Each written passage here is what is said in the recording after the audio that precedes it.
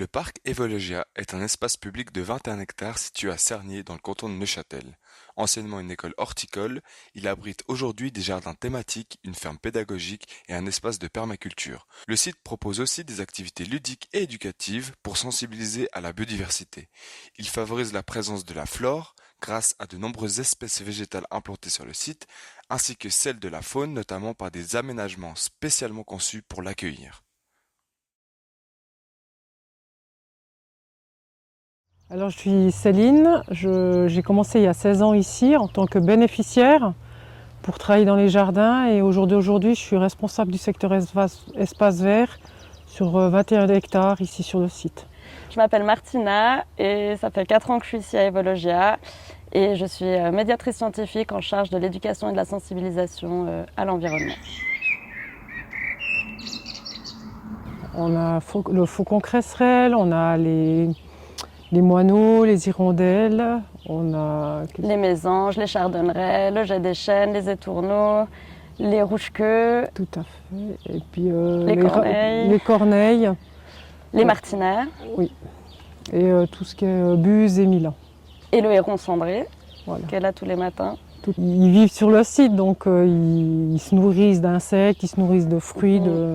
On a aménagé plusieurs nichoirs pour pouvoir les accueillir parce que voilà, ça fait aussi partie de la biodiversité du site.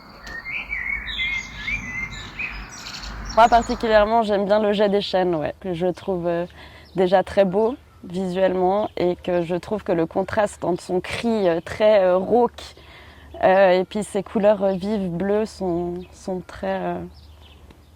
j'adore cet oiseau, surtout qu'en fait, quand il fait ses réserves de glands pour l'hiver, il oublie parfois où est-ce qu'il les met.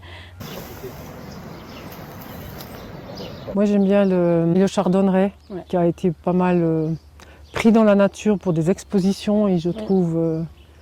le chardonneret, il a été énormément utilisé par l'humain pour diverses représentations, pour des spectacles, et puis en fait, ça a fait que la population de chardonnerets, en fait, elle diminue. Et là, on a de la chance d'avoir plein de chardonnerets. Oui, pas mal de couples.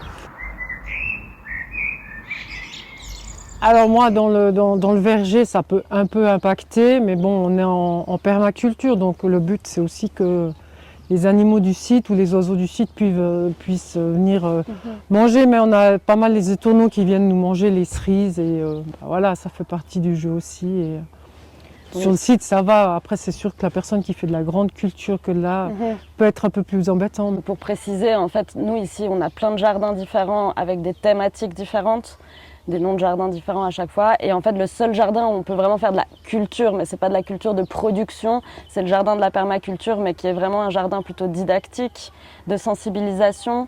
Donc le but, c'est aussi que les personnes puissent venir prendre un brin de ciboulette si ils ou elles le souhaitent.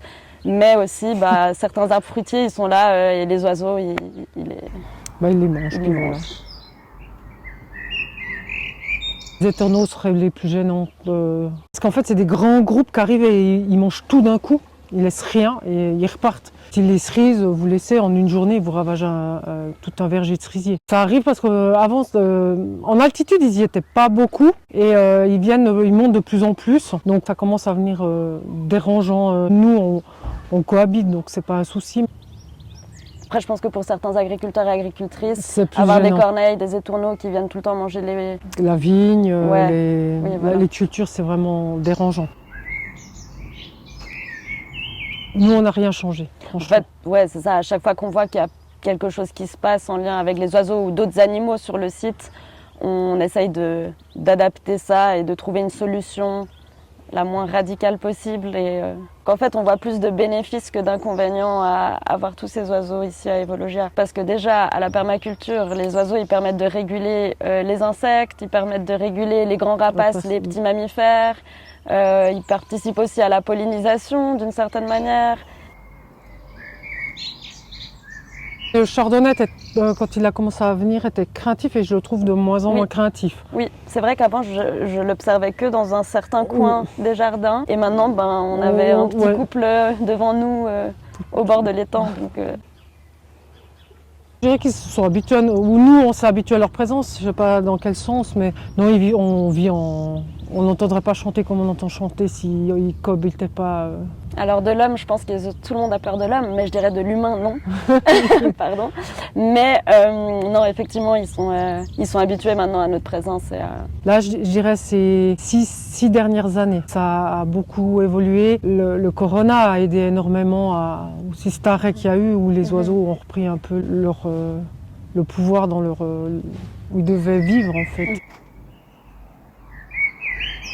Bah pour les éloigner, on n'en a pas. Pas plus que ça. Nous, on a vraiment plus d'avantages à qu'ils soient présents qu'ils aient envie de fuir. Il y a certaines classes qui viennent fabriquer des nichoirs, des enfants, et qu'on les place. On a une colonie, on a une tour à hirondelles, c'est des nichoirs à rouge-queue, aussi les différents milieux, des haies. Oui, il y a des haies qui ont été plantées, il y a certaines plantes qui sont, comme le chardonneret a besoin de chardon, de cardane qu'on laisse venir, qu'on sème un peu partout sur le site pour qu'ils aient des endroits appropriés pour eux. Moi, je dirais non, parce que j'ai toujours adoré les oiseaux. J'ai beaucoup de stages d'aller les observer, donc je ne peux pas dire là. Non. Pour moi, ça a toujours été, comme pour tous les animaux, hein, mais particulièrement les oiseaux. Il n'y a pas eu un avant-après, juste plutôt de me réjouir de voir qu'il y en a plus. Les hirondelles qui sont arrivées la semaine passée. Et là, je me réjouis de voir les martinets arriver. Moi, c'est le fait des fois, je pars sur un secteur puis je dis tiens, dans ce coin-là, il y a cet oiseau-là. Il n'y avait pas avant, en fait. C'est plutôt dans ce sens-là.